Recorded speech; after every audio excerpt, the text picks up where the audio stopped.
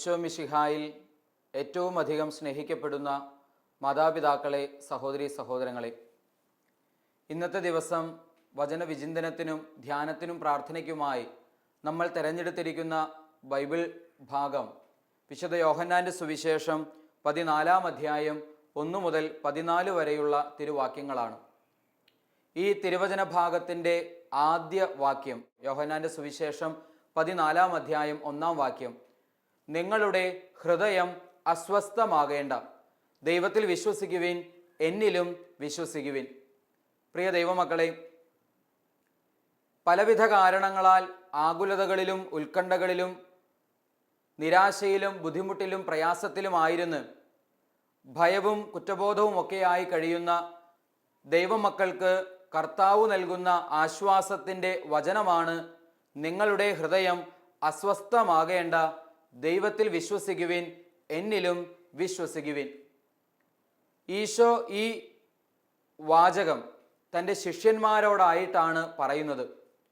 കൂടെയുള്ള 12 അപ്പസ്തോലരോടുമായി ഈശോ പറഞ്ഞ ഈ വചനത്തിൻ്റെ അർത്ഥം മനസ്സിലാക്കണമെങ്കിൽ, പൂർണ്ണമായും മനസ്സിലാക്കണമെങ്കിൽ, സാഹചര്യവും കൂടെ നമ്മൾ മനസ്സിലാക്കേണ്ടതുണ്ട്. സാഹചര്യം ഇതാണ്: ഈശോയുടെ വേർപാടിൻ്റെ സമയമായപ്പോൾ ഈശോ ഏതാനും ദിവസങ്ങൾക്കുള്ളിൽ സംഭവിക്കാനിരിക്കുന്ന തൻ്റെ പീഡാസഹനത്തെക്കുറിച്ചും മരണത്തെക്കുറിച്ചുമൊക്കെ പരോക്ഷമായും പ്രത്യക്ഷമായും ശിഷ്യരുടെ മുൻപിൽ ഈ വിവരം അവതരിപ്പിക്കുകയാണ്. തങ്ങളിൽ നിന്ന് വേർപിരിഞ്ഞു പോകാനിരിക്കുന്ന തങ്ങളുടെ ഗുരുവിനെ കുറിച്ച് ഓർത്തപ്പോൾ ശിഷ്യന്മാർ വല്ലാതെ സങ്കടപ്പെടുന്നു, ദുഃഖിക്കുന്നു. അതിന് കാരണങ്ങൾ പലതാണ്, നമുക്ക് ഊഹിക്കാവുന്നതേ ഉള്ളൂ. ഈശോ ഈ കാര്യം ശിഷ്യരോട് പറയുന്നതിന് 3 വർഷങ്ങൾക്ക് മുൻപാണ് ഈശോയുടെ വിളി കേട്ട് ഈശോയുടെ വിളിയിലും വാഗ്ദാനങ്ങളിലും വിശ്വാസമർപ്പിച്ച് എല്ലാം ഉപേക്ഷിച്ച് ശിഷ്യന്മാർ ഈശോയുടെ പുറകെ പോയത്. സ്വന്തമായുണ്ടായിരുന്ന തൊഴിലും വള്ളവും വലയും കുടുംബവും എല്ലാം ഉപേക്ഷിച്ച് ഈശോയുടെ പുറകെ, ഈശോയുടെ ശിഷ്യരായി ഈശോയ്ക്കൊപ്പം കൂടുമ്പോൾ ശിഷ്യരുടെ മനസ്സിൽ ഒരുപാട് പ്രതീക്ഷകളുണ്ടായിരുന്നു, പ്രത്യാശയുണ്ടായിരുന്നു. പ്രധാനമായും അവരുടെ പ്രതീക്ഷയും പ്രത്യാശയും ഗുരുവിൻ്റെ മേന്മയനുസരിച്ച്, മഹത്വമനുസരിച്ച് ജനം എന്തുമാത്രം ഗുരുവിനെ ബഹുമാനിക്കുന്നുവോ അത്രത്തോളം തന്നെ ബഹുമാനവും ആദരവുമൊക്കെ പിടിച്ചുപറ്റാൻ ശിഷ്യർക്കും തീർച്ചയായും സാധിക്കും. അല്ലെങ്കിൽ വലിയൊരു ഗുരുവിൻ്റെ ശിഷ്യനാണ് എന്ന് പറയാനുള്ള, മേനി നടിക്കാനുള്ള അവസരം തീർച്ചയായും ഉണ്ടാകും. നിരക്ഷരരായിരുന്ന ഭൂരിപക്ഷം അപ്പസ്തോലരും അക്ഷരാഭ്യാസം പോലും ഇല്ലാത്തവരായിരുന്നു. സമൂഹമധ്യത്തിൽ യാതൊരു പ്രാധാന്യവുമില്ലാത്ത വിധത്തിലുള്ള വിഭാഗങ്ങളിലൊക്കെ പെട്ടവരായിരുന്നു. ഇത് വലിയൊരു ഗുരുവിൻ്റെ ശിഷ്യരായി തീരുമ്പോൾ സമൂഹമധ്യത്തിൽ ലഭിക്കുന്ന സ്വീകാര്യത വളരെ പ്രധാനപ്പെട്ട ഒരു കാര്യമാണ്. പക്ഷെ അതിനേക്കാളൊക്കെ ഉപരിയായി ഓരോ ദിവസവും ഈശോയോടൊപ്പമായിരിക്കുമ്പോൾ ഇവരിതാ നേരിട്ട് കാണുകയാണ് ഈശോ പ്രവർത്തിക്കുന്ന വലിയ അത്ഭുതങ്ങൾ, അടയാളങ്ങൾ, രോഗസൗഖ്യങ്ങൾ. ഇത് അന്ധൻ്റെ കണ്ണുകൾ തുറക്കപ്പെടുന്നു, ചെകിടന് കേൾവി ലഭിക്കുന്നു, തളർവാദ രോഗി പോലും എഴുന്നേൽക്കുന്നു. ചരിത്രത്തിൽ ഒരിക്കലും സംഭവിക്കാത്ത തരത്തിലുള്ള അത്ഭുതങ്ങളാണ് ഈശോയിലൂടെ സംഭവിച്ചുകൊണ്ടിരിക്കുന്നത്. എന്ന് മാത്രമല്ല, മരിച്ചവർ പോലും ഉയർത്തെഴുന്നേൽക്കുന്ന അത്ഭുത സംഭവങ്ങൾ. വെറും 5 അപ്പം 5000-ത്തിലധികം മനുഷ്യരെ തീറ്റിപ്പോറ്റുന്ന അത്ഭുതകരമായ വിധത്തിൽ ഈശോ വർദ്ധിപ്പിക്കുന്ന സംഭവം. ഇതെല്ലാം കണ്ട് മതിമറന്ന അവസ്ഥയിൽ ശിഷ്യർ ന്യായമായി ഊഹിച്ചു, വിചാരിച്ചു, തീർച്ചയായും യുഗയുഗാന്തരങ്ങളായി ഇസ്രായേൽ ജനം പ്രതീക്ഷിച്ചിരുന്ന രക്ഷകൻ, വാഗ്ദാനം ചെയ്യപ്പെട്ട രക്ഷകൻ ഈശോ തന്നെ ആണ് എന്ന്. പ്രിയപ്പെട്ടവരെ, ഈശോയിലൂടെ തങ്ങൾ രക്ഷപ്പെടും അഥവാ രക്ഷ പ്രാപിക്കും എന്ന വിശ്വാസവും ചിന്തയും പതുക്കെ പതുക്കെ ശിഷ്യരിലും ജനസമൂഹത്തിലുമൊക്കെ ഉടലെടുക്കുന്നുണ്ട്. പക്ഷെ അവരുടെ രക്ഷാകര സങ്കല്പങ്ങൾ തീർച്ചയായും ഈശോയുടെ രക്ഷാകര സങ്കല്പങ്ങളിൽ നിന്ന് വ്യത്യാസമുള്ളതായിരുന്നു. അവർ പ്രതീക്ഷിച്ചത് തങ്ങളെ അടിമത്തത്തിൽ നിന്ന് മോചിപ്പിച്ച മോശ പ്രവാചകനെ പോലെ, ഈജിപ്തിൻ്റെ അടിമത്തത്തിൽ നിന്ന് ഇസ്രായേൽ ജനത്തെ മോചിപ്പിച്ച മോശ പ്രവാചകനെ പോലെ അത്ഭുതങ്ങളും അടയാളങ്ങളും പ്രവർത്തിച്ച് തങ്ങളെ അടിമത്തത്തിൽ നിന്ന് മോചിപ്പിക്കുമെന്ന് അവർ വിശ്വസിച്ചു. അതല്ലെങ്കിൽ ഒരുപക്ഷെ ദാവീദ് മഹാരാജാവിനെ പോലെ യുദ്ധം ചെയ്ത് വിദേശ ആധിപത്യത്തിൽ നിന്ന് തങ്ങളെ രക്ഷിക്കാനിരിക്കുന്നവൻ ഇവൻ തന്നെയെന്ന് ജനം പ്രത്യാശിച്ചു, പ്രതീക്ഷിച്ചു. ഒന്നുകിൽ മോശയെ പോലെ അത്ഭുതങ്ങളിലൂടെ, അടയാളങ്ങളിലൂടെ, അല്ലെങ്കിൽ ദാവീദിനെ പോലെ യുദ്ധം ചെയ്ത് ഇതാ വലിയ ഒരു വിമോചനം സംഭവിക്കുമെന്നും ഇസ്രായേൽ രാജ്യം പുനഃസ്ഥാപിക്കപ്പെടുമെന്നും ലോകം മുഴുവനെയും ഭരിക്കുന്ന ഒരു പുതിയ സാമ്രാജ്യമായി ഇസ്രായേൽ ജനം തീരുമെന്നൊക്കെയുള്ള വിശ്വാസവും പ്രതീക്ഷയും ദൈവജനത്തിനിടയിലും ഒപ്പം പ്രത്യേകമായ വിധത്തിൽ ശിഷ്യന്മാരുടെ ഇടയിലും വളർന്നു വന്നുകൊണ്ടിരിക്കുകയാണ്. പ്രിയപ്പെട്ടവരെ, ഇത് മനസ്സിലാക്കണമെങ്കിൽ ഇസ്രായേൽ ജനത്തിൻ്റെ പശ്ചാത്തലം കൂടെ നമ്മൾ മനസ്സിലാക്കണം. ഒത്തിരിയേറെ വർഷങ്ങൾ, പതിറ്റാണ്ടുകൾ, നൂറ്റാണ്ടുകൾ തന്നെയും വിദേശ ആധിപത്യത്തിൻ്റെ കീഴിൽ അടിമകളായി ജീവിക്കേണ്ടി വന്ന ഒരു ജനതയാണ് ഇസ്രായേൽ ജനത.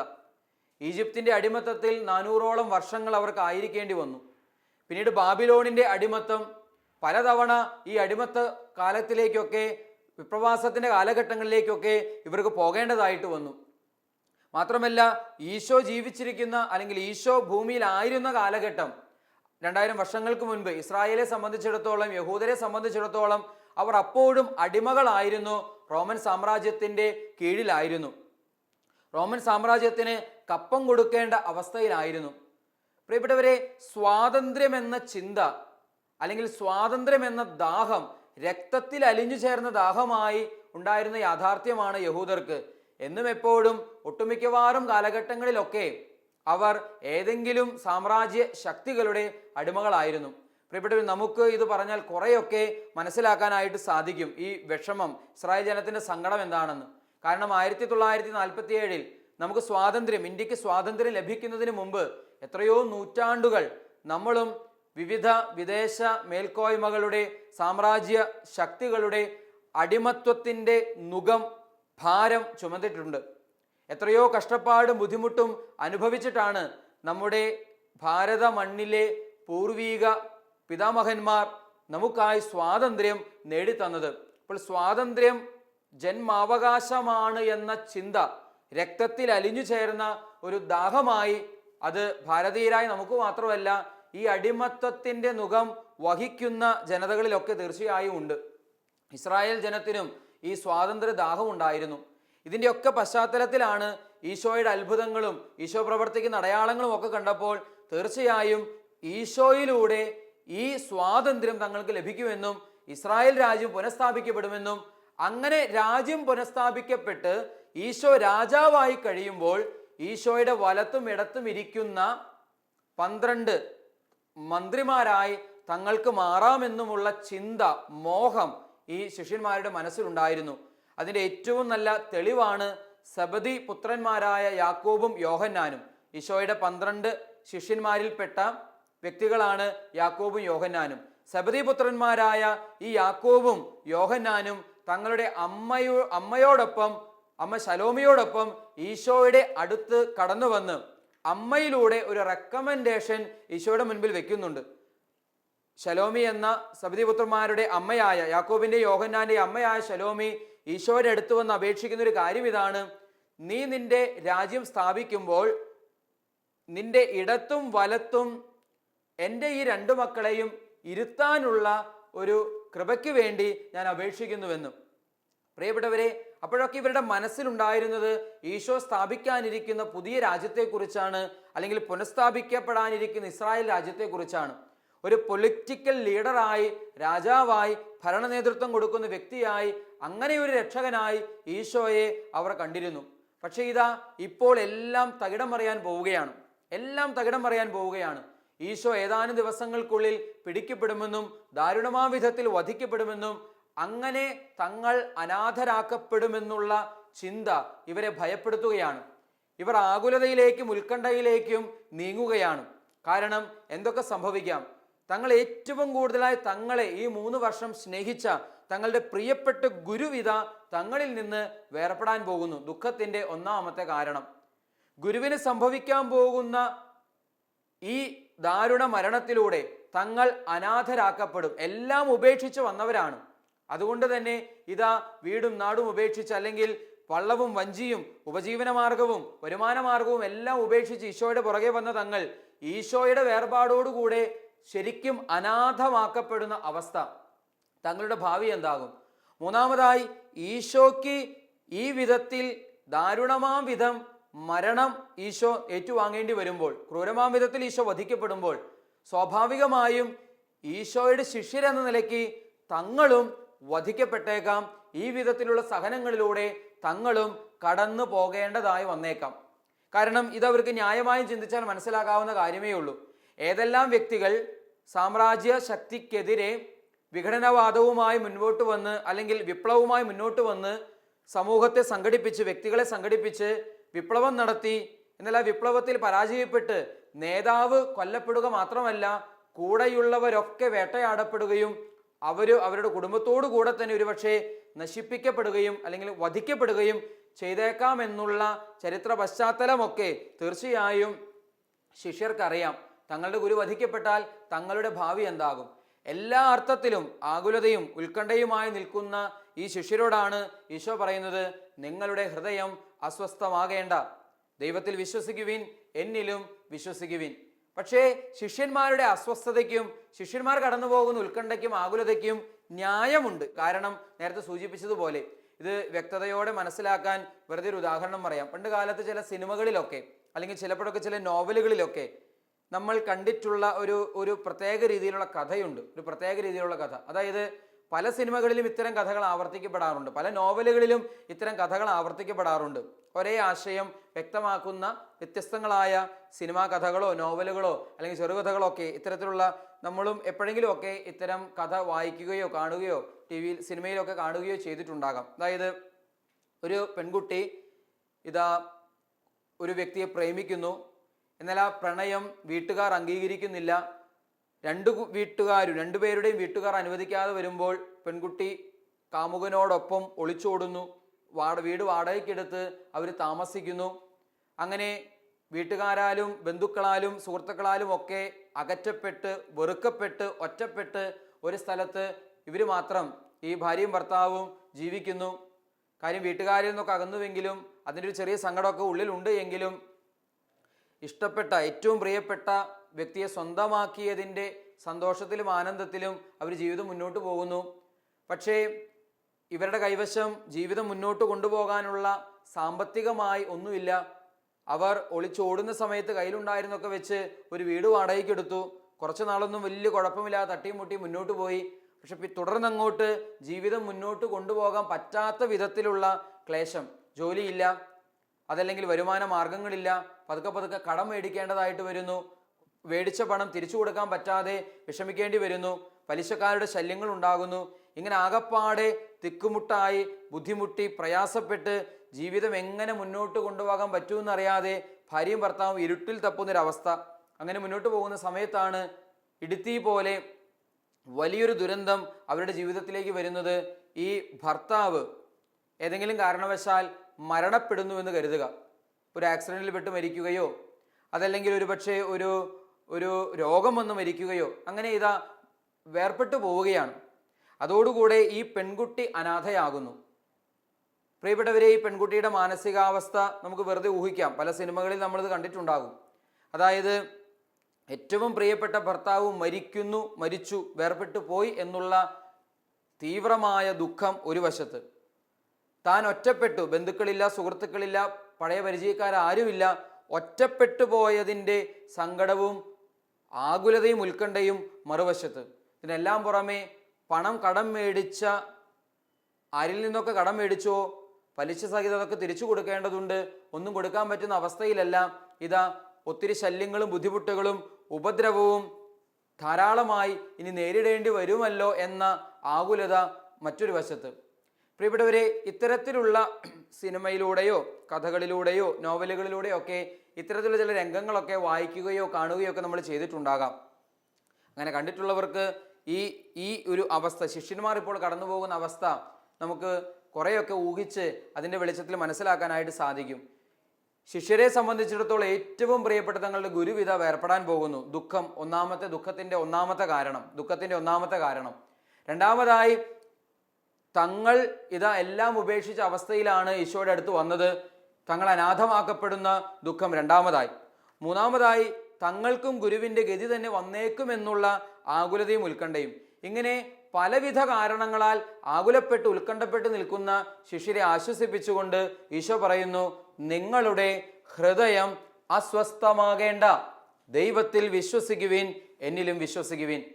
പ്രിയ ദൈവമക്കളെ, ദൈവത്തിൽ വിശ്വസിച്ചാൽ മാത്രമേ, ഈശോയിൽ വിശ്വസിച്ചാൽ മാത്രമേ ഹൃദയത്തിൻ്റെ അസ്വസ്ഥതയും ഹൃദയത്തിൻ്റെ ഉത്കണ്ഠയും ഭാരവുമൊക്കെ നീങ്ങിപ്പോവുകയുള്ളൂ. ദൈവത്തിൽ വിശ്വസിക്കുക, ഈശോയിൽ വിശ്വസിക്കുക, കണ്ണും പൂട്ടി വിശ്വസിക്കുക. അന്ധകാരത്തിലേക്കുള്ള എടുത്തുചാട്ടമാണ് വിശ്വാസം എന്ന നിർവചനങ്ങളൊക്കെ ഒരുപക്ഷെ നമ്മൾ കേട്ടിട്ടുണ്ടാകാം. അന്ധകാരത്തിലേക്കുള്ള എടുത്തുചാട്ടം, ഇരുട്ടിലേക്കുള്ള എടുത്തുചാട്ടം എന്നതുപോലെ ഈശോയിലേക്ക് നിന്നെ തന്നെ പൂർണ്ണമായും സമർപ്പിച്ച് എടുത്തു ചാടുക. ഈശോയിൽ അന്ധമായി തന്നെ ദൈവത്തിൽ വിശ്വസിക്കുക. അങ്ങനെ വിശ്വസിച്ചാൽ നിന്റെ ഉത്കണ്ഠകളും ആകുലതകളും ഹൃദയഭാരവുമൊക്കെ കർത്താവ് തന്നെ എടുത്തു മാറ്റും. അവരെ ആശ്വസിപ്പിച്ചിട്ട് ഈശോ പറയുന്നുണ്ട്, ഞാൻ നിങ്ങളെ അനാഥരായിട്ട് വിടുകയില്ല, നിങ്ങൾക്ക് ഒരു സഹായകനെ ഞാൻ നൽകും. എന്ന് മാത്രമല്ല, ഞാൻ പോയി കഴിഞ്ഞാൽ വീണ്ടും നിങ്ങളുടെ അടുത്തേക്ക് വരും. എന്നു മാത്രമല്ല, ഇപ്പോൾ ഞാൻ പോകുന്നത് എൻ്റെ പിതാവിൻ്റെ സന്നിധിയിലേക്കാണ്. നിങ്ങൾക്ക് വാസസ്ഥലം ഒരുക്കുന്നതിന് വേണ്ടിയാണ് ഞാൻ പോകുന്നത്. അതുകൊണ്ട് നിങ്ങൾ ഒരിക്കലും ഭയപ്പെടേണ്ടതില്ല, ഉത്കണ്ഠപ്പെടേണ്ടതില്ല, ആകുലപ്പെടേണ്ടതില്ല എന്നൊക്കെ പറഞ്ഞ് ഈശോ തൻ്റെ ശിഷ്യരെ ആശ്വസിപ്പിക്കുകയാണ്. പ്രിയപ്പെട്ടവരെ, ഈ ഒരൊറ്റ വചനത്തിൽ നിന്ന് ഹൃദയത്തിൽ സ്വീകരിക്കാവുന്ന ആശയം ഇതാണ്: ഹൃദയത്തെ അസ്വസ്ഥമാക്കേണ്ട കാര്യമില്ല, ദൈവത്തിൽ വിശ്വസിക്കുക. എൻ്റെയും നിങ്ങളുടെയും ജീവിതത്തിൽ എന്തെല്ലാം പ്രശ്നങ്ങളുണ്ടെങ്കിലും ദൈവത്തിൽ കണ്ണും പൂട്ടി വിശ്വസിക്കുക, ദൈവത്തിൽ ആശ്രയിക്കുക, ഈശോയിൽ വിശ്വസിക്കുക, ഈശോയിൽ ആശ്രയിക്കുക. ഇതാണ് ഈശോ പറയുന്ന യഥാർത്ഥ സൊല്യൂഷൻ, പരിഹാരം. ഈശോ ഈ കാര്യങ്ങളൊക്കെ പറയുന്ന സമയത്ത് ഈശോയോട് തോമസ് ലീഹ ചോദിക്കുന്നൊരു ചോദ്യമുണ്ട്. തോമസ് അപ്പസ്തോലൻ ചോദിക്കുന്നുണ്ട്, നീ പോകുന്നിടത്തേക്ക് ഉള്ള വഴി ഞങ്ങൾക്ക് അറിയാമെന്ന് നീ പറയുന്നു, പക്ഷെ നീ എങ്ങോട്ടാ പോകുന്നതെന്ന് ഞങ്ങൾക്ക് അറിഞ്ഞുകൂടാ. നീ എങ്ങോട്ടാണ് പോകുന്നതെന്ന് പറഞ്ഞു കഴിഞ്ഞാൽ വഴി ഞങ്ങൾക്ക് മനസ്സിലാക്കാമായിരുന്നു. എങ്ങോട്ടാ പോകുന്നതെന്ന് പറയാതെ ഞങ്ങൾ എങ്ങനെ വഴി അറിയും? ഒരു കുഞ്ഞിനെ പോലെ തോമസ് ഈശോയോട് ചോദിക്കുന്ന സംശയമാണ് ഇത്. ഈശോ ശിഷ്യരോട് പറഞ്ഞു, ഞാൻ പോകുന്നിടത്തേക്കുള്ള വഴി നിങ്ങൾക്കറിയാമെന്ന്. വഴി അറിയണമെങ്കിൽ തീർച്ചയായും എവിടേക്കാണ് ഈശോ പോയത് എന്ന് അറിയണ്ടേ? ഉദാഹരണത്തിന് ഇപ്പം ഞാൻ നിങ്ങളോട് പറയുകയാണ്, ഞാൻ പോകുന്നിടത്തേക്കുള്ള അല്ലെങ്കിൽ ഞാൻ ആയിരിക്കുന്ന സ്ഥലത്തേക്ക് വരാൻ നിങ്ങളോട് ആവശ്യപ്പെടുകയാണ്. ഞാൻ ആയിരിക്കുന്ന സ്ഥലത്തേക്ക് വരാൻ ഞാൻ എവിടെയാണെന്ന് അറിഞ്ഞാലല്ലേ ഞാൻ ആയിരിക്കുന്ന സ്ഥലത്തേക്കുള്ള വഴി കണ്ടെത്താനും അതിലൂടെ വരുവാനും സാധിക്കുകയുള്ളൂ. ഉദാഹരണത്തിന് ഞാൻ എറണാകുളത്താണ് എന്ന് കരുതുക, അല്ലെങ്കിൽ തൃശ്ശൂരാണെന്ന് കരുതുക. ഞാനത് സ്ഥലത്തിൻ്റെ പേര് പറയാതെ ഞാൻ ഇങ്ങോട്ടേക്ക് വരിക എന്ന് പറഞ്ഞാൽ, ഫോണിലൂടെ പറഞ്ഞു കഴിഞ്ഞാൽ അതിൻ്റെ അർത്ഥം എന്താണ്? ഞാൻ ആയിരിക്കുന്ന സ്ഥലം പറഞ്ഞാൽ മാത്രമേ വഴി കണ്ടെത്തിയ വഴിയിലൂടെ വരാനായിട്ട് പറ്റുകയുള്ളൂ. ഇതാണ് തോമസ് ലീഹ ചോദിക്കണേ, നീ എവിടേക്കാ പോകുന്നതെന്ന് ഞങ്ങൾക്ക് അറിഞ്ഞുകൂടാ, പിന്നെ വഴി ഞങ്ങൾ എങ്ങനെ അറിയും? അതിന് ഈശോ പറയുന്ന മറുപടി ചരിത്രത്തിൽ ഒരു ഗുരുവും പറയാത്തതും ഇനി ആരെങ്കിലും പറഞ്ഞിട്ടുണ്ടെങ്കിൽ തന്നെ തെളിയിക്കാൻ പറ്റാത്തതുമായ ഒരു കാര്യമാണ് ഈശോ അന്നേരം മറുപടിയായി പറയുന്നത്. ഈശോ പറയുന്ന മറുപടി ഇങ്ങനെയാണ്: വഴിയും സത്യവും ജീവനും ഞാനാണ്. വഴിയും സത്യവും ജീവനും ഞാനാണ്. എന്നിലൂടെയല്ലാതെ ഒരുവനും പിതാവിങ്കലേക്ക് എത്തുന്നില്ല. പ്രിയപ്പെട്ടവരെ, വഴി കാണിച്ചു തരാമെന്ന് ഒരുപാട് ഗുരുക്കന്മാർ പറഞ്ഞിട്ടുണ്ട്. സത്യം കാണിച്ചു തരാമെന്ന് ഒരുപാട് ഗുരുവര്യന്മാർ പറഞ്ഞിട്ടുണ്ട്. ജീവൻ കാണിച്ചു തരാമെന്ന്, ജീവിതം കാണിച്ചു തരാമെന്ന് ഒത്തിരിയേറെ ആചാര്യന്മാർ പറഞ്ഞിട്ടുണ്ട്. എന്നാൽ ഞാൻ തന്നെയാണ് വഴി, ഞാൻ തന്നെയാണ് സത്യം, ഞാൻ തന്നെയാണ് ജീവൻ എന്ന് ചരിത്രത്തിൽ പറഞ്ഞത് തെളിയിച്ചിട്ടുള്ള ഒരേ ഒരു ഗുരുവേ ഈ ഭൂമിയിലുള്ളൂ. ആ ഗുരുവാണ് കർത്താവ് ഈശോ മിശിഹ. ഞാനാണ് വഴി, ഞാനാണ് സത്യം, ഞാനാണ് ജീവൻ. എന്നിലൂടെയല്ലാതെ ഒരുവനും പിതാവിൻ്റെ സന്നിധിയിലേക്ക് വരുന്നില്ല. ഈ സമയത്ത് ഫിലിപ്പോസ് എന്ന ശിഷ്യൻ ഈശോയോട് ചോദിക്കുന്നു, പിതാവിനെ ഞങ്ങൾക്കൊന്ന് കാണിച്ചു തരിക, ഞങ്ങൾക്കത് മാത്രം മതി, വേറെ ഒന്നും വേണ്ട. അന്നേരം ഈശോ പറയുന്ന മറുപടി ഇതാണ്: ഫിലിപ്പോസ്, ഇത്രയും നാൾ നീ എന്നോടുകൂടെ ആയിരുന്നിട്ടും പിതാവിനെ നീ കണ്ടിട്ടില്ലേ? എന്നെ കാണുന്നവൻ പിതാവിനെ കാണുന്നു, എന്നെ കാണുന്നവൻ പിതാവിനെ കാണുന്നു. പ്രിയപ്പെട്ടവരെ, ഈശോയെ കാണുന്നവർക്ക് മാത്രമേ പിതാവിനെ കാണുവാൻ സാധിക്കുകയുള്ളൂ. സാക്ഷാൽ ദൈവപിതാവ്, അരൂപിയായ അശരീരിയായ ദൈവപിതാവിനെ നമുക്ക് വെളിപ്പെട്ട്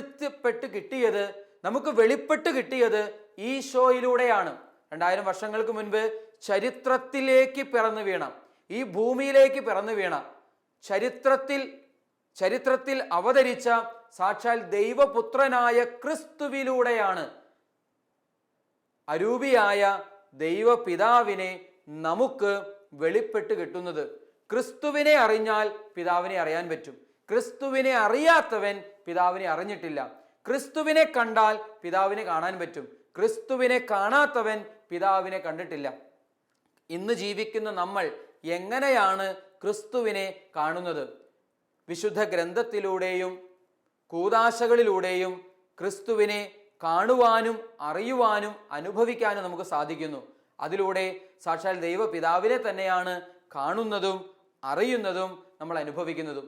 ഈ വചനത്തിൻ്റെ അവസാന ഭാഗത്ത് നമ്മൾ ഇപ്രകാരം വായിക്കുന്നുണ്ട്: നിങ്ങൾ എൻ്റെ നാമത്തിൽ എന്തെങ്കിലും ഒരു കാര്യം എന്നോട് ചോദിച്ചാൽ സത്യമായും ഞാനത് നിർവഹിച്ചു തരും.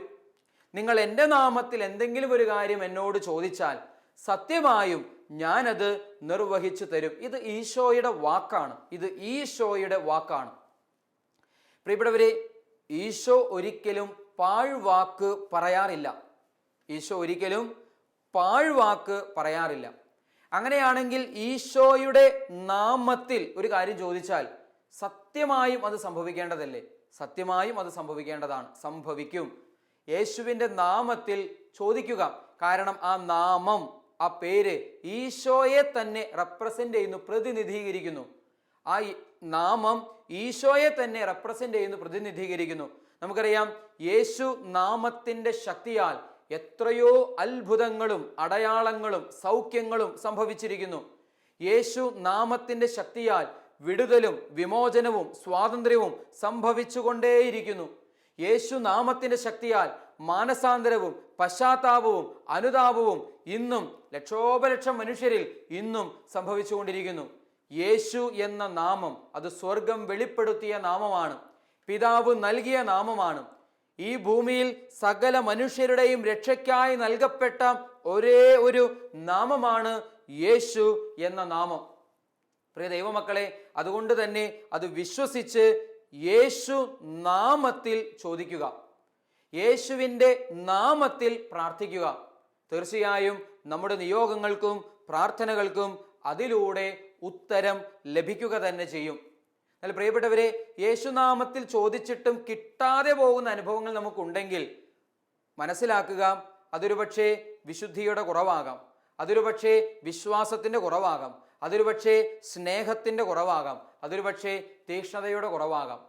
വിശുദ്ധ ഗ്രന്ഥത്തിൽ നമുക്ക് നൽകപ്പെട്ട വാഗ്ദാനങ്ങൾ പൂർത്തീകരിക്കപ്പെടാൻ ആ പറയുന്ന കാര്യത്തോടൊപ്പം തന്നെ നിർബന്ധമായി നമ്മിൽ ഉണ്ടായിരിക്കേണ്ട 3-4 കാര്യങ്ങളാണ്. 1, വിശ്വാസം, വിശ്വാസത്തോടെ യേശുനാമത്തിൽ ചോദിക്കുക. 2, വിശുദ്ധിയോടെ യേശുനാമത്തിൽ ചോദിക്കുക. 3, തീക്ഷ്ണതയോടെ യേശുനാമത്തിൽ ചോദിക്കുക. 4, സ്നേഹത്തോടെ യേശുനാമത്തിൽ ചോദിക്കുക. പ്രിയപ്പെട്ടവരെ, ഇനി ഒരുപക്ഷെ ഇതിലേതെങ്കിലും ഒന്നും ഇല്ലെങ്കിൽ തന്നെയും ദൈവം കരുണ കാണിച്ച് ചിലരുടെയൊക്കെ ജീവിതത്തിലേക്ക് അത്ഭുതങ്ങളും അടയാളങ്ങളും വർഷിക്കാറുണ്ട്. എങ്കിലും മനുഷ്യരെന്ന നിലയ്ക്ക് നമ്മുടെ ഭാഗത്ത് നിന്ന് ഈ 4 കാര്യങ്ങൾ ഉണ്ടാകേണ്ടതും പ്രധാനപ്പെട്ടത് തന്നെയാണ്. വിശ്വാസത്തോടെ, വിശുദ്ധിയോടെ, തീക്ഷ്ണതയോടെ, സ്നേഹത്തോടെ യേശുനാമത്തിൽ നമുക്ക് പ്രാർത്ഥിക്കാം. വാഗ്ദാനങ്ങളിൽ വിശ്വസ്തനായ ദൈവം തൻ്റെ വാഗ്ദാനം നമ്മിൽ നിറവേറാൻ അത് സഹായകമായി തീരുകയും ചെയ്യും. ഈശോ നമ്മെ എല്ലാവരെയും സമൃദ്ധമായി അനുഗ്രഹിക്കട്ടെ. നിങ്ങളുടെ ഹൃദയം അസ്വസ്ഥമാകേണ്ട, ദൈവത്തിൽ വിശ്വസിക്കുവിൻ, ഈശോയിൽ വിശ്വസിക്കുവിൻ. പിതാവിൻ്റെയും പുത്രൻ്റെയും പരിശുദ്ധാത്മാവിൻ്റെയും നാമത്തിൽ ആമേൻ.